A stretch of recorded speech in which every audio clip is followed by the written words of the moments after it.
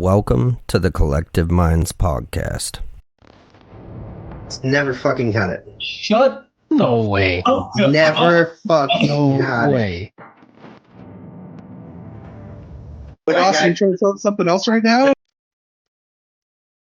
As humans, everybody lives in the same reality. We could all be in the same room together, but we perceive it differently. All that experience, all that emotions, all the things that happen in that one life is boiled down to what we call instinct. And that's the only thing we can bring over to the next life. You won't behave. You will be canceled. Coincidence? Coincidence? Coincidence. There cannot be three.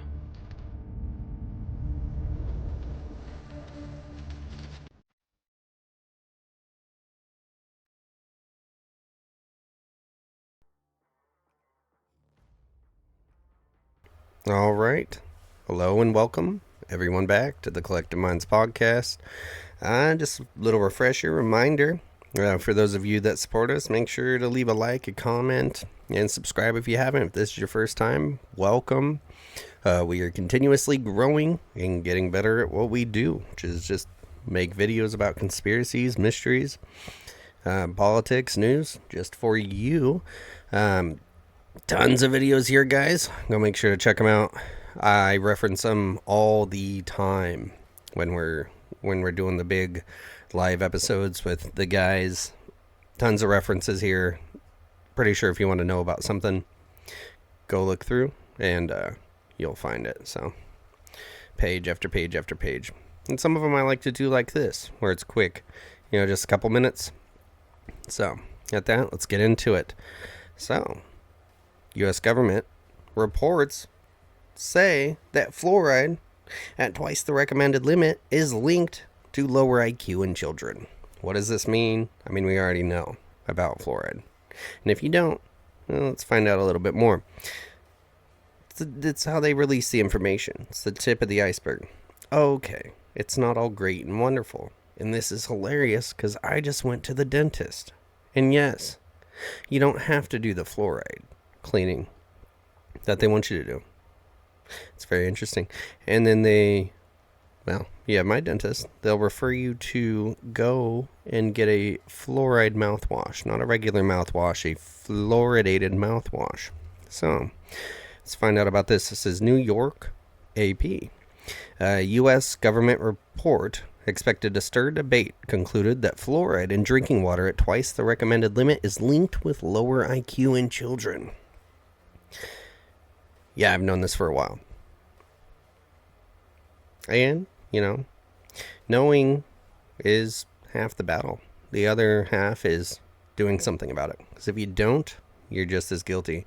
And I got some pretty smart kids, not trying to brag. The report, based on an analysis of previously published research, marks the first time a federal agency has determined with moderate confidence that there is a link between higher levels of fluoride exposure and lower IQ in children. While the report was not designed to evaluate the health effects of fluoride in drinking water alone, it is a striking acknowledgement of a potential neurological risk from high levels of fluoride. Fluoride strengthens teeth and reduces cavities by replacing minerals lost during normal wear and tear. Allegedly. So they'll tell you that. But how many of you out there it seems like a battle, right? You always got to brush your teeth more than the recommended amount just to get some action, some whiteness. I'm not saying you got dirty mouths out there. I'm just saying it's pretty obvious. This stuff doesn't work. As it goes, while the report was not designed... Oh, already hit that. Neurological risk from high levels of fluoride. Fluoride strengthens teeth and reduces cavities by replacing minerals lost during normal wear and tear. That's weird. What's it replacing the minerals with? Because it's not a mineral, according to the U.S. Centers for Disease Control. Yep, you heard it here first, folks. CDC, and prevention. The addition of low levels of fluoride to drinking water has long been considered one of the greatest public health achievements of the last century. That's insane. So their achievements are based on how well they can trick the human population. Yeah, we actually allowed them to put neurotoxins and byproducts of nuclear energy and like metal, rock, all the gases in there compressed into a liquid form into our drinking water, and we say it's okay.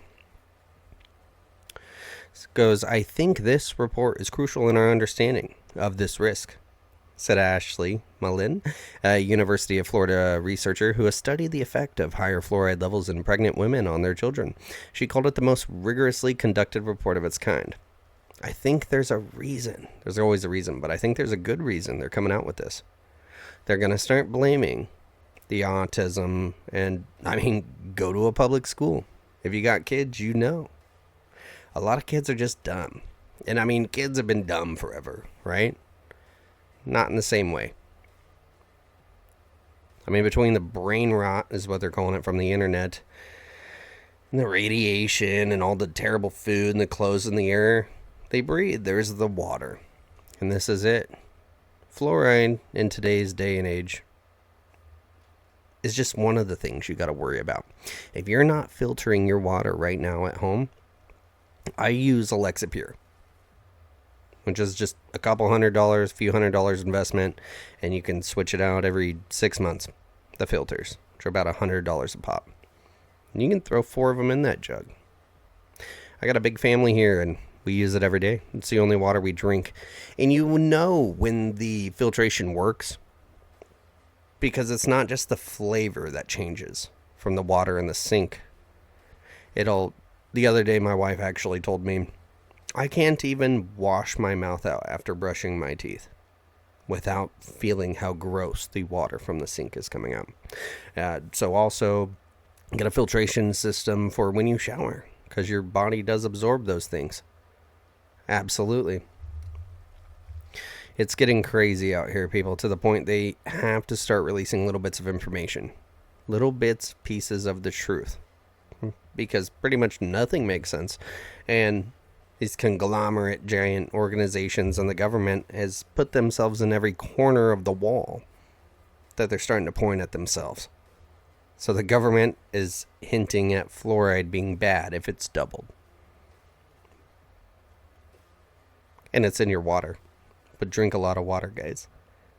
So it goes, the long-awaited report released Wednesday comes from the National Toxicology Program, part of the Department of Health and Human Services. It summarizes a review of studies conducted in Canada, China, India, Iran, Pakistan, and Mexico that concludes that drinking water containing more than 1.5 milligrams of fluoride per liter is consistently associated with lower IQ in kids.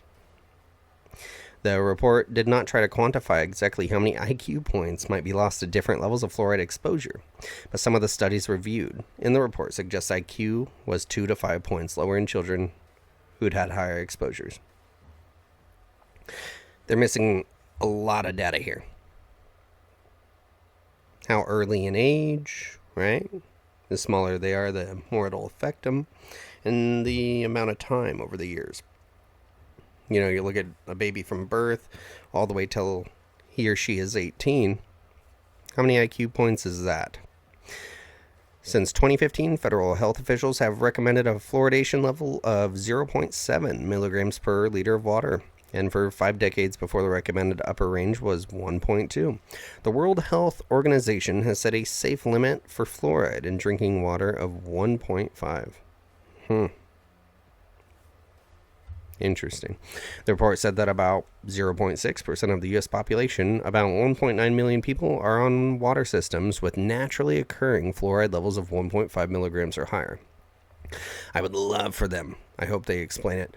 Natural means you're dumping it into the woods and it's slowly going down through the streams and the creeks and the rivers, and that's where they're getting it. That's natural. The findings from this report raise the questions about how these people can be protected and what makes the most sense, Mullins said. The 324-page report did not reach a conclusion about the risks of lower levels of fluoride, saying more study is needed. It also did not answer what high levels of fluoride might do to adults. Why not? The American Dental Association, which champions water fluoridation, had been critical of earlier versions of the new analysis in Mullen's research. Asked for comment, a spokeswoman late Wednesday afternoon emailed that the organization's experts were still reviewing the report. Fluoride is a mineral that exists naturally in water and soil. Okay. Here's the thing, though. The fluoride they're putting in your water is not a mineral that you need or your body needs. And it's not natural. Just like anything. Go grab a box of cereal the next time you're in the grocery store, start reading the back of it. Or anything. It's hard to find what's, even the real stuff is sprayed with. Go grab an apple. Go try to get the wax off that apple without boiling it for 10 seconds and then scrubbing the shit out of it. About 80 years ago, scientists discovered that people whose water supplies naturally had more fluoride also had fewer cavities, triggering a push to get more Americans to use fluoride for better dental health. Interesting. Yeah, probably because they didn't have teeth, would be my guess on that one. But yeah, here's the thing, just like with the doctors. The dentists don't want you to have good teeth because they would stop making money. That's it. Officials lower the recommendation for drinking water fluoride levels in 2015 to address a tooth condition called fluorosis that can cause splotches on teeth and was becoming more common in U.S. kids. Separately, the Environmental Protection Agency has maintained a long-standing requirement that water systems cannot have more than 4 milligrams of fluoride per liter. That standard is designed to prevent skeletal fluorosis, a potentially crippling disorder which causes weaker bone stiffness and pain. Radiation poisoning. But more and more studies have increasingly pointed to a different problem, suggesting a link between higher levels of fluoride and brain development. Researchers wondered about the impact on developing fetuses and very young children who might ingest water with baby formula. Not my babies. Studies in animals showed fluoride could impact neurochemistry, cell function, and brain regions responsible for learning, memory, executive function, and behavior. In 2006, the National Research Council, a private nonprofit organization in Washington, D.C., said limited evidence from China pointed to neurological effects in people exposed to high levels of fluoride. It called for more research into the effects of fluoride on intelligence. After more research continued to raise questions, the National Toxicology Program in 2016 started working on a review of the available studies that could provide guidance on whether new fluoride limiting measures were needed. Of course not. There were earlier drafts, but the final document has repeatedly been held up. At one point, a committee of experts said available research did not support an earlier draft's conclusions. Of course they didn't. Since fluoride is such an important topic to the public and to public health officials, it was imperative that we made every effort to get the science right. So you didn't agree with what they came out with because they had some real data. So you said draft it again. The director of National Toxicology Program. In a statement, Mullen said it makes sense for pregnant women to lower their fluoride intake, not only from water, but also from certain types of tea. What are you talking about? The fluoride is in the toothpaste. It might also make sense to have policy discussions about whether to require fluoride content on beverage labels. Oh, great, she said. Yeah, that would make sense. You're supposed to have a label for everything. Interestingly, though, we still send our kids to school. And they have the, the dentists come out and they put a cup of fluoride in a cup and all these kids sit there. And I know they're still doing it because I got to sign a paper every year saying no way. No way. So there's enough kids that are doing it that it's worth their time and money to go. So where does fluoride come from? We're not going to really dive into this, but it says soil, water, plants, and foods contain trace amounts of fluoride. Most of the fluoride that people consume comes from fluoridated water. Foods and beverages prepared with fluoridated water, and toothpaste and other dental products containing fluoride. Although fluoride is used industrially in a fluorine compound, the manufacture of ceramics, pesticides, aerosol propellants, refrigerants, glassware, and Teflon cookware, it is a generally unwanted byproduct of aluminum, fertilizer, and iron ore manufacture. So, let us know what you think, and we'll catch you on the next one. Make sure to filter your water, no matter where it's coming from, and keep them kids safe. We are